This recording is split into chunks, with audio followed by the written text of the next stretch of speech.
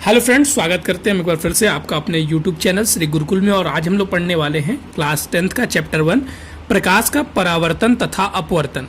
ये जो चैप्टर का नाम आप देख रहे हैं ये आपको एनसीईआरटी में देखने को मिलेगा, क्योंकि ये जो चैप्टर है अगर आप साइड बुक देखते हैं तो इनमें हमको ये सारे टॉपिक कवर करने हैं। समतल पृष्ठों पर प्रकाश का परावर्तन, गोलीय पृष्ठों पर प्रकाश का परावर्तन, प्रकाश का अपवर्तन, लेंस और साथ में ही प्रिज्म द्वारा प्रकाश का वर्ण विक्षेपण। आज की जो हमारी मेनली क्लास होने वाली है, देखिए मैंने आपको बताया था कि जो हमारी क्लास चलेंगी वो एक रूटीन वाइज चलेंगी और वो रूटीन मैंने आपके साथ साझा किया हुआ था। कोई भी चैप्टर को पढ़ने से पहले हमको ये जानना जरूरी होता है कि आखिर उस चैप्टर में है क्या और हमको पढ़ना क्या है। तो आज हम इस चैप्टर की सारी डिटेल चर्चा करने वाले हैं कि इस चैप्टर में क्या क्या है, हमको क्या क्या पढ़ना है। आप ध्यान देंगे जिस तरीके से हमारे नोट्स बने हुए हैं, लिखे हुए हैं, उसी तरीके से आप भी अपना नोट्स बनाएंगे। दूसरी बात, जो बच्चे कहेंगे सर ब्लैक बोर्ड पे क्लास कब से लगेगी, तो बोर्ड पे क्लास बच्चों भी माइक खराब होने के कारण ब्लैक बोर्ड पे क्लास हम नहीं ले पा रहे हैं। जब माइक ठीक हो जाएगा तो आपकी क्लास बोर्ड पे लगनी स्टार्ट हो जाएंगी, ध्यान दीजिएगा। जब हम बात करते हैं इस चैप्टर के बारे में प्रकाश का परावर्तन तथा अपवर्तन, तो हमने आपको बताया कि इसको हम 5 भागों में बांट के पढ़ेंगे। पहला भाग समतल पृष्ठों पर प्रकाश का परावर्तन, दूसरा भाग गोलीय पृष्ठों पर प्रकाश का परावर्तन, तीसरा भाग प्रकाश का अपवर्तन और चौथा भाग हमारा रहेगा लेंस, और उसी के साथ 5वां भाग हमारा रहेगा प्रिज्म द्वारा प्रकाश का परावर्तन। अगर मैं आपसे बोलूं कि ये जो चैप्टर है वो क्लास 10th का फिजिक्स का सबसे बड़ा चैप्टर है, ठीक है, सबसे बड़ा चैप्टर है, ठीक है, सबसे बड़ा है। तो इसमें टाइम लगेगा, आपको चिंता करने की कोई आवश्यकता नहीं है, क्योंकि ये चैप्टर बड़ा भी है और मैं बोलूँ तो इम्पॉर्टेंट भी है, ठीक है, ये बड़ा भी है और इम्पॉर्टेंट भी है। चलिए, तो सबसे पहले जो हम पार्ट कवर करने वाले हैं वो पार्ट हमारा होगा समतल पृष्ठों पर प्रकाश का परावर्तन। तो जैसा कि मैंने आपको बताया, सबसे पहले हम जानेंगे कि उस चैप्टर में हमको पढ़ना क्या क्या है। तो अगर आप साइड बुक में देखते होंगे तो आपके पहले चैप्टर का नाम ये होगा। अब सबसे पहले आपको ये जानना जरूरी है कि हमको इस चैप्टर में क्या क्या पढ़ना है। तो मैं आपके साथ साझा करता हूँ कि हमको इस चैप्टर में क्या क्या पढ़ना है। हमको इस चैप्टर में प्रकाश के बारे में पढ़ना है, हमको इस चैप्टर में प्रकाश के बारे में पढ़ना है, हमको इस चैप्टर में लेंस के बारे में पढ़ना है, और साथ में हमको इस चैप्टर में प्रकाश की किरण के बारे में पढ़ना है, प्रकाश के परावर्तन के बारे में पढ़ना है, और परावर्तन के नियम के बारे में पढ़ना है, और दर्पण के बारे में पढ़ना है। ये जो सारे टॉपिक आपको स्क्रीन पर दिखाई दे रहे हैं, ये सारे टॉपिक हमको इस चैप्टर में कवर करना है। तो सबसे पहले हम इस सारे चैप्टर की जो टॉपिक है इनके बारे में हल्का हल्का जानेंगे, ताकि हमारा इस चैप्टर के बारे में एक कॉन्सेप्ट बन जाए।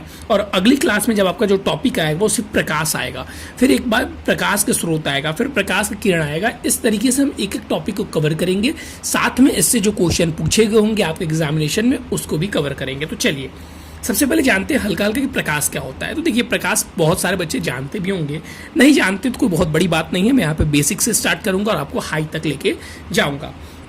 तो जो प्रकाश है ये क्या होता है, सबसे पहले हम इसी के बारे में चर्चा करेंगे।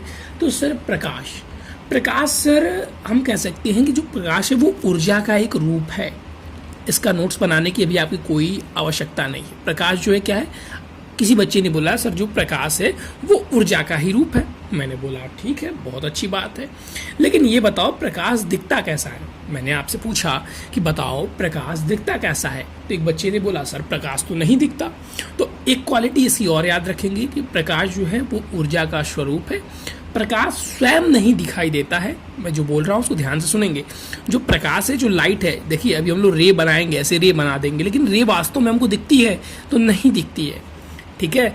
तो जो प्रकाश है ये दिखता तो नहीं है, लेकिन इसकी वजह से ये जिस वस्तु पे पड़ता है उस वस्तु से परावर्तन के बाद जो हमारी आंखों को संवेदित करता है उससे हमें वस्तु दिखाई देती है। तो प्रकाश से वस्तु तो दिखाई देती है, लेकिन प्रकाश स्वयं दिखाई नहीं देता है, ठीक। प्रकाश क्या है, ऊर्जा का एक स्वरूप है। प्रकाश स्वयं नहीं दिखाई देता है, लेकिन प्रकाश की सहायता से हमें वस्तु दिखाई देती है।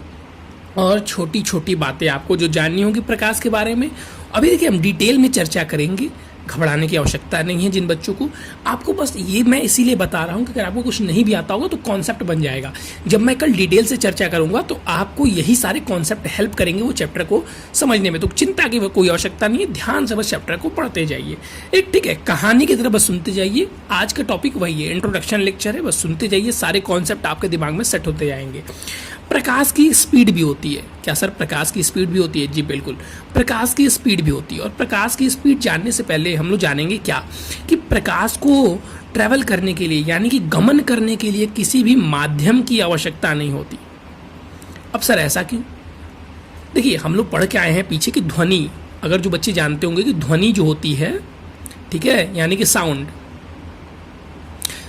को ट्रैवल करने के लिए यानी कि गमन करने के लिए माध्यम की आवश्यकता होती है। अगर निर्वात में हम चले जाएं, अगर हम किस में चले जाएं, हम निर्वात में चले जाएं, तो निर्वात में जो साउंड होगा हमारा वो ट्रैवल नहीं करेगा। लेकिन लाइट को ट्रैवल करने के लिए, जो हमारी लाइट है यानी कि जो हमारा प्रकाश है, उसको ट्रैवल करने के लिए माध्यम की आवश्यकता नहीं होती है। क्यों सर? समझिएगा यहाँ पे कॉन्सेप्ट को, क्यों हम कह सकते हैं कि नहीं होती है। देखिए, जैसे मान लीजिए यहाँ पे हमारा ये सौरमंडल समझिए, यहाँ पे ये हमारा सन है, ठीक। सन के बाद से यहाँ पे हमारा मान लीजिए ये अर्थ है, ठीक। इसके बीच में क्या कोई माध्यम है? नहीं सर, यहाँ पे तो कोई माध्यम नहीं है। जो वायुमंडल है वो तो हमारे भाई अर्थ की थोड़ा सा ऊपर है ना, ये यहाँ पे स्पेस में कौन सा वायुमंडल है? तो लाइट तो इस पार्ट को भी ट्रेवल करके आ रहा है, फिर ना हमारे वायुमंडल में एंटर कर रहा है, ठीक है। तो इस बात को ध्यान रखेंगे। तो इसी से हम क्या डिफाइन कर सकते हैं कि लाइट को ट्रेवल करने के लिए मीडियम की आवश्यकता यानी कि माध्यम की आवश्यकता नहीं होती है, माध्यम की आवश्यकता नहीं होती है। दूसरी चीज़ याद रखेंगे, जो हमारा प्रकाश है, जो चीज़ें मैं आपको बोल रहा हूँ लिखने की भी आवश्यकता नहीं है, कल मैं सारी चीज़ें लिख के लाऊंगा, ठीक है। चलिए, तो जो हमारा प्रकाश है, मैं बस आपको आज स्टोरी के रूप में समझाने का प्रयास कर रहा हूँ, उतना ही सुनिएगा। जो हमारा प्रकाश है वो एक विद्युत चुंबकीय तरंग है। क्या है? विद्युत चुंबकीय तरंग है। स्पीड के बारे में चर्चा कर लेते हैं। यहाँ पे मैंने स्पीड लिख दी थी। स्पीड कितना होता है? 3 × में 10⁸ मीटर पर सेकेंड, ठीक है। चलिए, बहुत है इतना प्रकाश के बारे में, जब डिटेल से चर्चा करेंगे तो ध्यान से समझेंगे। देखिए, प्रकाश के स्रोत के बारे में बात करेंगे तो दो स्रोत हो जाते हैं हमारे, एक दीप्त स्रोत और एक अदीप्त स्रोत, ठीक है। एक दीप्त स्रोत और एक अदीप्त स्रोत। देखिए, स्पेलिंग पे मेरे मत जाइएगा, स्पेलिंग मिस्टेक थोड़ा सा मेरा हो जाता है, तो उस पर ध्यान मत दीजिएगा।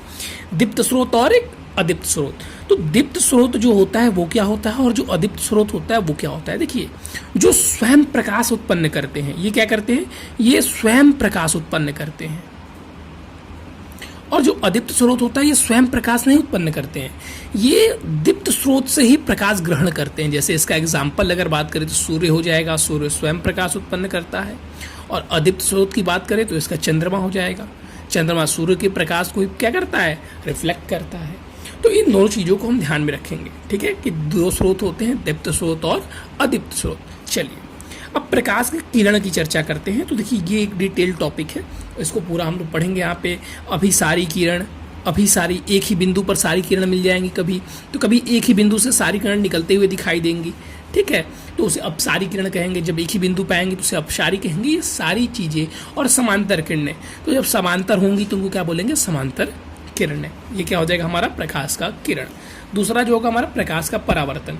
अब देखिए, जैसे ये लाइट है, ये हमारा मान लीजिए मिरर था और इस पे कोई भी लाइट आई और इसे टकरा के चली गई, ठीक है, कि उसी माध्यम से आई, किसी माध्यम से लाइट आई और इस पे टकराने के बाद फिर से उसी माध्यम में चली गई, तो इसी को प्रकाश का परावर्तन कहते हैं। जैसे हमारा बॉल था, बॉल आया, बैट पे लगाया, फिर उधर ही लौट गया, तो उसी को क्या बोलेंगे? प्रकाश का परावर्तन। अब प्रकाश के परावर्तन का हमारा नियम भी होता है, और ये नियम क्या कहता है कि जो किरण आई थी और जो किरण जा रही है वो दोनों सेम एंगल पे आएंगी जाएंगी। इसकी डिटेल चर्चा हम करेंगे, बस आज कहानी के रूप में आप सुनते चलिए, ठीक है। चलिए, नेक्स्ट जो हम चर्चा करेंगे वो क्या है? हमारा दर्पण, ठीक। अब दर्पण क्या होता है हमारा? तो दर्पण में देखिए 3 टाइप के दर्पण हम पढ़ेंगे। एक समतल दर्पण, ऐसे हमारा एक दर्पण होगा समतल दर्पण। एक उत्तल दर्पण, उत्तल दर्पण, और एक अवतल दर्पण, ठीक है। ये 3 प्रकार के दर्पण हम लोग को यहाँ पे पढ़ने हैं, और इन सभी से हम लोग प्रतिबिंब बनना भी सीखेंगे, ठीक है। तो देखिए, ये जो आपका टॉपिक था, पहला टॉपिक जो कि है हमारा समतल पृष्ठों द्वारा प्रकाश का परावर्तन। इसकी कुछ कहानी मैंने आपके दिमाग में सेट करने का प्रयास किया है। मुझे उम्मीद है कि आपको ये इंट्रोडक्शन लेक्चर में जो थोड़ी बहुत बातें हैं कुछ हल्का हल्का समझ में आया होगा। इसमें मैंने कुछ विशेष समझाने का प्रयास नहीं किया है, मैंने खुद बहुत हल्की तरीके से इसको लेके चला हूँ। तो जो आपको हल्का हल्का समझ में आया है, नेक्स्ट लेक्चर में हम इसको फिर से शुरू से प्रकाश से स्टार्ट करेंगे और यहाँ तक दर्पण तक लेके जाएंगे। और जैसे हमारा एक पार्ट खत्म हो जाएगा ये, फिर हम ये दूसरा पार्ट गोलीय दर्पण पे चलेंगे। ठीक है, तो जो कॉन्सेप्ट मैं समझा रहा हूँ, जो मेरा तरीका है, मैं उम्मीद करता हूँ कि आपको अच्छा लगेगा। कल और भी इंटरेस्टिंग लेक्चर होगा, क्योंकि कल जब हम इस टॉपिक को 2 टॉपिक खत्म करेंगे तो टॉपिक के साथ साथ हम उसके P/Q यानी कि प्रीवियस ईयर क्वेश्चन भी वहीं के वहीं करेंगे। ठीक है, कोई एक नया सेशन नहीं आएगा, वहीं के वहीं होंगे, जिससे कि आपका इंटरेस्ट और भी बढ़ जाएगा। चलिए, आज के लिए था बस इतना ही। फिर मिलेंगे नए और इम्पोर्टेंट टॉपिक के साथ। मैं उम्मीद करता हूँ कि आपको ये लेक्चर अच्छा लगा होगा। अगर आपको ये लेक्चर अच्छा लगा है तो प्लीज़ चैनल को आप सब्सक्राइब कर दीजिएगा। ठीक है, और अपना थंबनेल भी दबा दीजिएगा। मैं थंबनेल बना नहीं पाऊँगा, लेकिन ठीक है, दबा दीजिएगा। और प्लीज़ हमारे चैनल को सपोर्ट कीजिए, ताकि हम जल्द से जल्द अपनी व्यवस्थाएँ और भी अच्छी कर पाएँ। Thank you, have a nice day.